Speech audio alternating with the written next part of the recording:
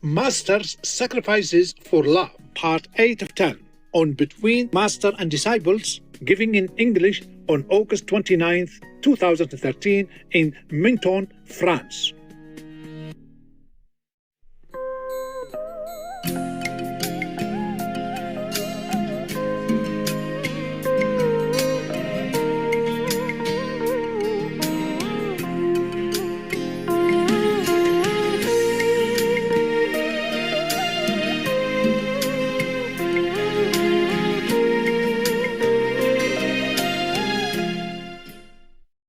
Sometimes they stay all night in front of my house. Scare everybody, and all my attendants were so scared. And then we couldn't take the dogs out because they stay right in front of the house, where the street. That's a private street. I had to take the dogs out. So we had to stay there, and all the dogs had to hold it all night. And later on, I couldn't care less. I said, just take them behind my house, huh? Don't take them down the road quietly. But the dog, I told them, quiet, okay? And they really understood. Normally they come out, whoa, whoa, whoa, whoa, all of them barking at all the leaves that falling from the trees and the mouse shadow or, the cat's tail, whatever. But that day, they were so quiet. They go quiet, quiet, quiet. And then come and they go quiet, quietly back. And the birds also say nothing. It's funny, many times like that, if I tell them, we're in trouble, don't make noise, don't let people know you're here, then they're really quiet. Normally, if I just stand outside, walking outside, they begin quacking already. Suddenly tell Rainbow, tell Laguna, quack, quack, quack, quack, quack, quack. But when really police are around, not just there, but anywhere else, if they know the police are there, they really know. Oh, zip, really. The loudest mouth also zip. The loudest mouth was Laguna. Whenever she heard me calling somebody or even people walking on the streets, Laguna! Laguna, here! And then suddenly it would begin, come here! And Rainbow, hello! And Brasna say, shut up! Shut up! And then all the ones who didn't talk very well, quack, quack, quack, all together like a big orchestra. Oh, terrible. I could never shut them up. We had also trouble with neighbors because they were loudmouths. But whenever the police came, even 10, 20 of them, they don't say anything. Dogs were so quiet. My God. Even before when I lived in a trailer, with birds and dogs, they were also quiet. Because the trailer, even if you breathe, people can hear you, The trailer is not, soundproof or anything. So they were so quiet, they were not even breathing inside or something. Because normally if they hear anybody, even somebody calling or somebody talking, they begin joining in the conversation. And as if that was not enough, the neighbors sued me, brought us to court case. I say, we invaded his land. Many months. So much trouble and scare already. Here the problem, with the police. There, an extra burden. And I was so ill at that time.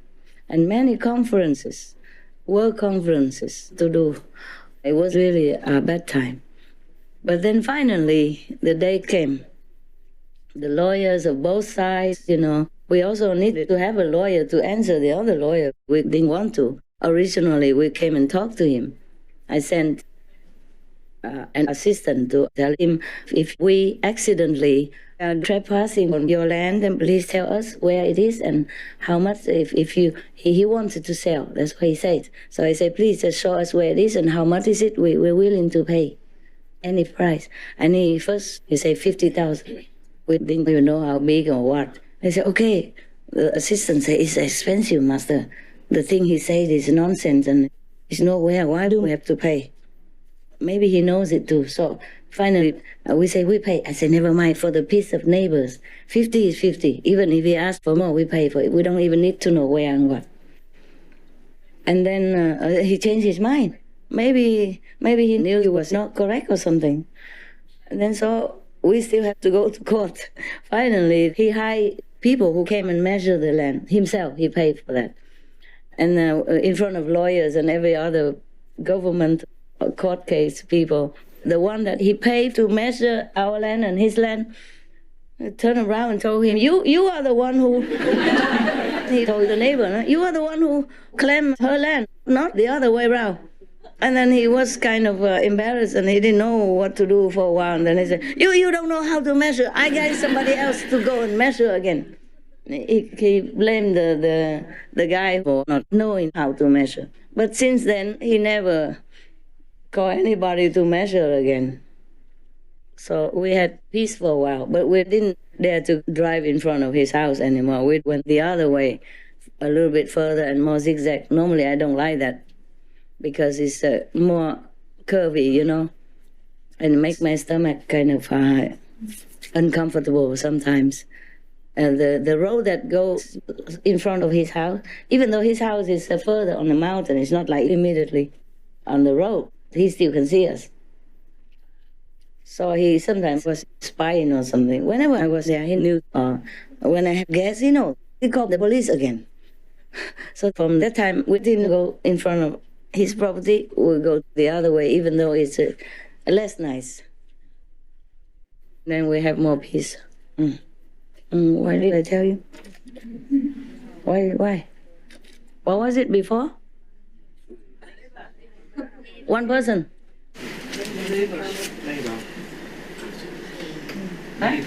Neighbor. AY. Yeah. Oh, that's a story. And the newspaper and everything.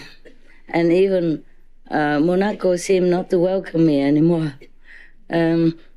Normally I give donations to the Red Cross or to some of the old people home in there, or here too. And the last check they returned.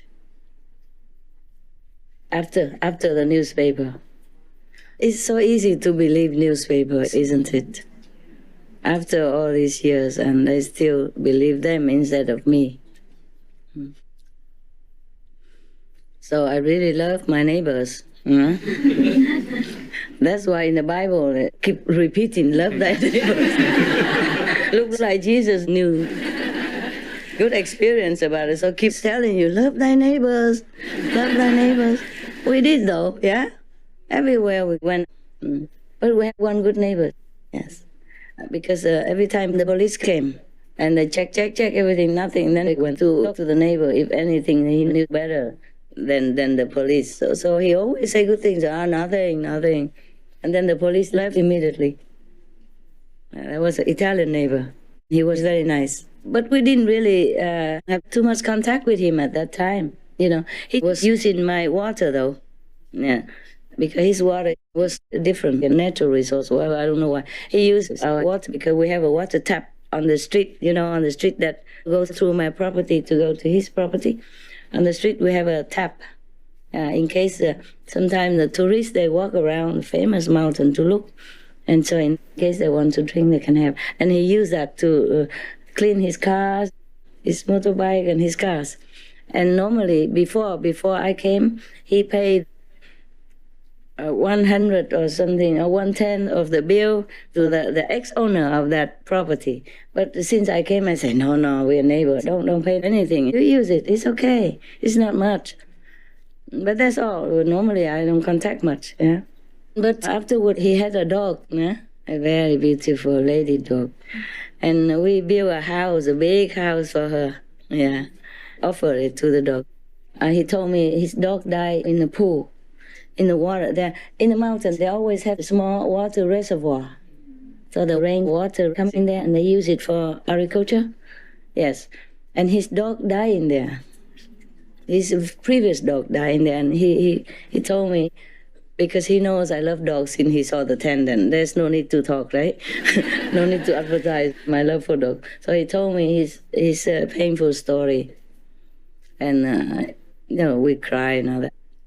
And then I said to him, where is that reservoir that the dog died in? And he was heartbroken, of course. He kept looking for him everywhere, and many days he couldn't find. Then finally he found him dead in there. So I say, where is that reservoir? We have to cover it or do something so it won't happen to your next dogs or other animals. So then he couldn't find it. He said because for a long time he didn't dare to go there because of bad memories. But my own people found it for him in his own property. Because I was fed up with walking around, and he talked Italian, you know. Even in English, he tried to talk a lot. So I said, let's take a rest here. I go find it. So I separated myself a little bit, and then suddenly my assistant found it.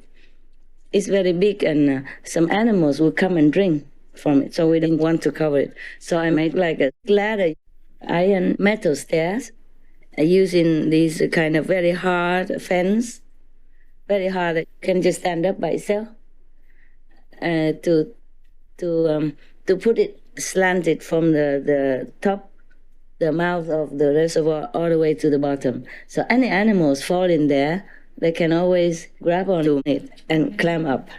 It's not a big ladder, you see. You see, there are some kind of fencing. They're very hard. That one piece like this, and it's like this, very hard. You can make a gate by itself. Understand? It's not those soft and rolling ones. It's the one that's made with metal sticks, yeah? They weld it together. Yeah, very hard. It just stands strong. You can make a gate out of it, nah? Without any support around. They sell it one piece like this, and I make gates sometimes with it. So we put that, and then afterward, he was happy. We made also the house for his dog. Nah? But it's not because of that he's nice. He was nice before that. He's just a good neighbor. The police thought because he lived nearby like that, he would know something about us. So they came and asked, and every time they asked him, it's nothing. So they trusted him and they left. Yeah. So still there are some neighbors to love, no? Yes. But even after he sued us, I still asked an assistant to bring some gifts, you know, like chocolate stuff, cakes and stuff for him. And then still it didn't resolve well. Afterward, he lost the case now, and he had to pay for his lawyer. Before, he already threatened us that we had to pay for his lawyer and everything else. I said, yes, we pay everything. And pay for the land that we accidentally, not knowingly, taken from you. Just tell us. And then later, it was not. It was the opposite. So he had to pay for his lawyer, for the measuring people, and for my lawyer as well, and all the court case expenses. So since then, he didn't say anything anymore. It's good that the court was very fair, no? So you can trust. Okay, but I don't know why I told you this stuff. Before that, what was it that made me tell you this? R-A-Y-B-Y. Okay, now you know the A and B. No? And if you are still scared, then you're a coward. I should be scared. If you live my life like this, wouldn't you be scared? Yes. Yeah. So forget your scaredness, okay? Yours is nothing. I am your teacher, and a teacher is like a good friend or a good parent, you know? Good friends tell the truth as is, okay? We don't flatter each other. We don't say things nice when it's not nice, okay? Yes. So if you are scared because of that, you're stupid. Don't be stupid, nah? Okay. And if you're looking for sweet talk guru, there are plenty.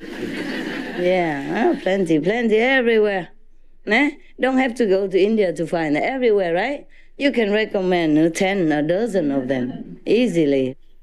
I'm not one of those. Yeah, I told you already. You've been warned since the beginning, okay? Like, if you don't meditate 2.5 hours, or if you break the precepts, then you don't come to group meditation.